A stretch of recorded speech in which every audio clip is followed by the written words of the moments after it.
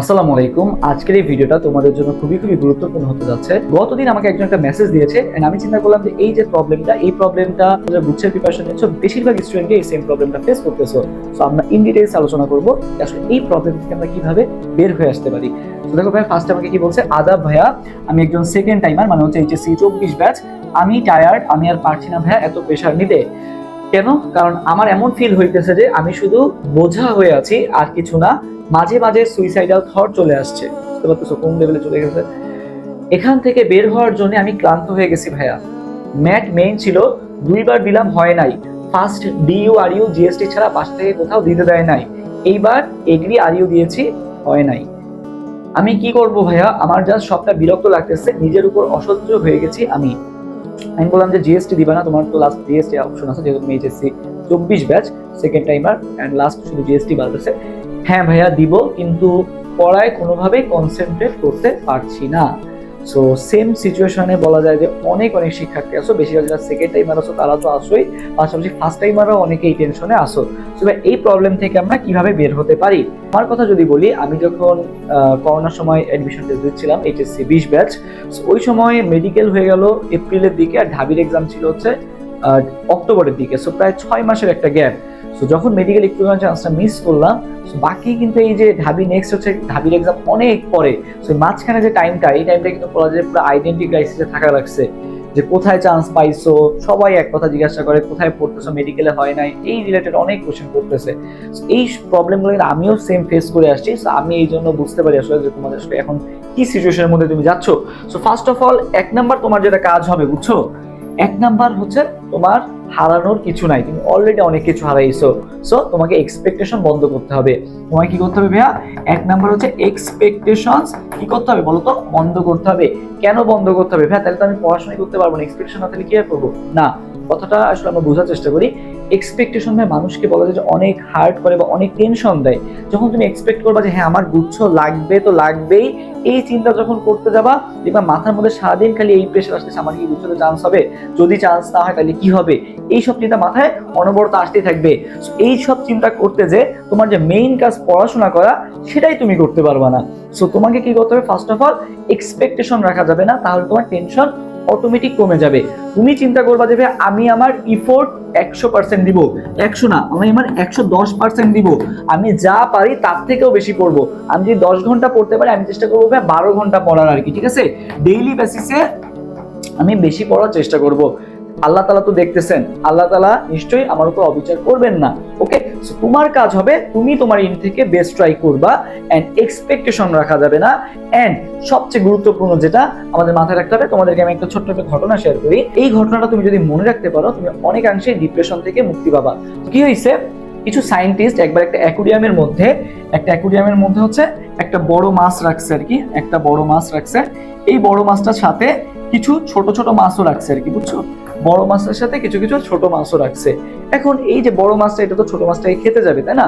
So তারা কি করছে, একটা গ্লাসের মাধ্যমে আবার এই দুইটাকে কি করে দিছে, সেপারেট করে দিছে। সো বড় মাছটা যখন ছোট মাছটাকে বারবার খেতে যাচ্ছে, খেতে যেতে দেখে বারবারই গ্লাসে বাড়ি খাচ্ছে।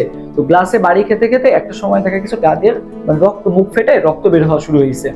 তো যখন এরকম রক্ত বের হওয়া শুরু হলো না, তখন কি করলো, হাল ছেড়ে দিল, ও আর অ্যাটাকিং করা বাদ দিয়ে দিল, ঠিক আছে?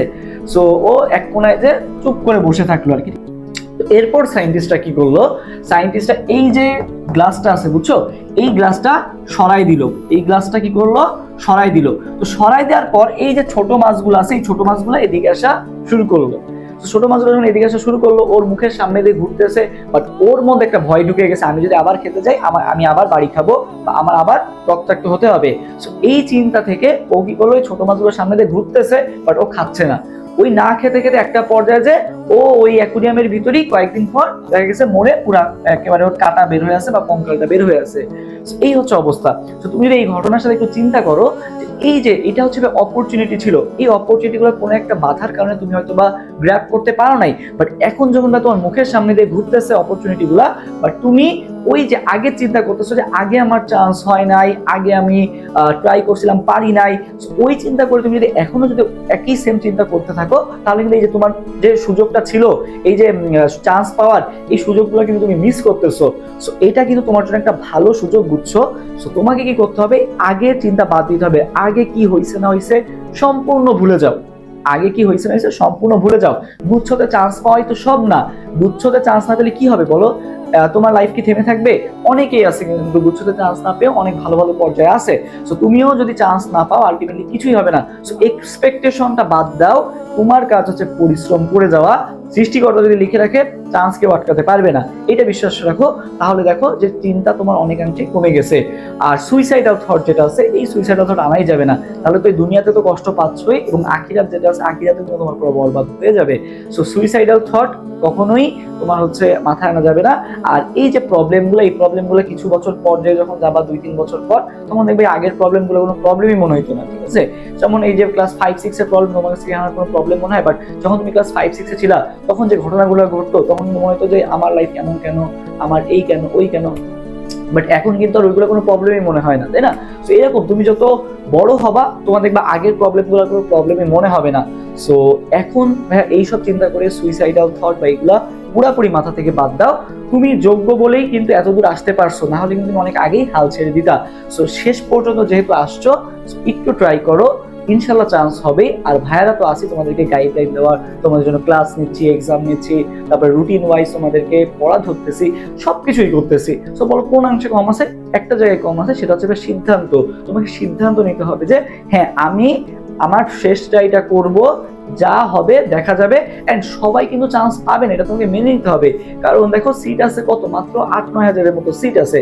তো সবাই চাইলেও কিন্তু চান্স পাওয়া পসিবল না। বাট তোমাকে কি করতে হবে, নিজের বেস্টটা দিতে হবে, যাতে দিন শেষে যখন চান্স পাবা না, তখন যাতে নিজেকে এটা বলতে পারো আমি আমার বেস্টটা দিছিলাম। বাট যখন তুমি বলবা যে না, আমি আরেকটু চেষ্টা করলেই পারতাম, যখন পরীক্ষার কিছুদিন আগে যায় মনে হবে কেন আগে থেকে পড়লাম না, আমি তো এখন মোটামুটি পারতেছি, আরেকটু আগে থেকে পড়লে তো চান্সটা পেতে পারতাম, বা 1-2 মাস থেকে যখন চান্সটা মিস হবে। বাট তুমি যখন এই চিন্তাটা করবা, এখন থেকে যখন প্রিপারেশন নিবা, তখন কিন্তু ওই চিন্তাটা আর আসবে না। এবং বিলিভ করো যে লাস্টের দিকে যে যখন এই চিন্তাটা আসবে যে কেন আগে থেকে পড়লাম না, এটা তোমাকে সারা জীবন কুড়ে কুড়ে খাবে, যে আপনি আরেকটু চেষ্টা করলেই তো পারতাম।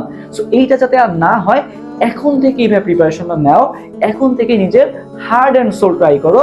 অ্যান্ড আমরা তোমাদের পাশে আছি, যে কোনো প্রবলেমে আমাদেরকে অবশ্যই জানাবা, আমরা যতটুকু পারি তোমাদেরকে সাপোর্ট দেওয়ার ট্রাই করব। সো যা হয়েছে পাস্টে সম্পূর্ণ ভুলে যাও, তোমার সামনে যে সুযোগটা আছে সেটাই ফোকাস করো, ইনশাল্লাহ তোমার চান্স হবেই। সো সবার জন্য শুভকামনা, দেখা হবে ইনশাল্লাহ নেক্সট ভিডিওতে। সবাই ভালো থাকো, আল্লাহ হাফেজ, আসসালামু আলাইকুম।